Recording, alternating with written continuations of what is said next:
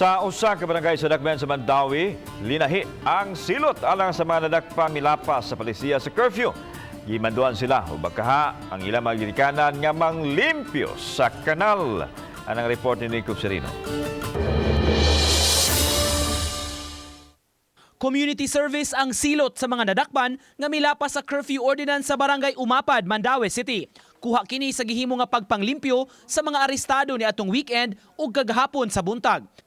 Mga waterways ug kanal sa barangay ang gipalimpyuhan sa mga naaresto o bakaha kun minor de edad ang ilang mga ginikanan. Pasabot sa kapitan, pamaagi kini aron magkat-on ang mga mulupyo ug mutuman gyud sa mga lagda ni ining enhanced community quarantine. Kinahanglan mo puno siya og usa ka sakong basura gikan gyud diha sa kanal.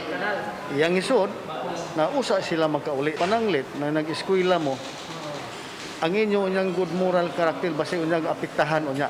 Mibahad ang opisyal, pabilin nga hugtan ang pagmonitor sa ilang lugar aron masiguro nga mutuman gyud ang katawhan. Nabantayan ni Rubio ang mga nasilutan mitagam, butang nga gihulagway niya mensahe alang sa mga malapason. Kutob sa dakpan, nakahimo sila community service na nagtagam gyud.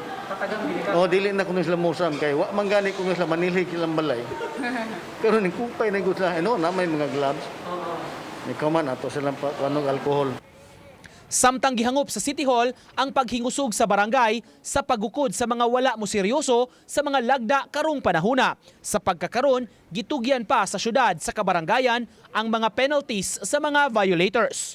Community service, which I believe is a win-win situation kay nakasabot ang tao nga sayop siya plus nakatabang pagid siya sa iyahang barangay.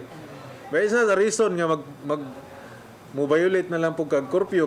Uban ni Philip Patricio, Nico Sereno, Balitang Bisdak.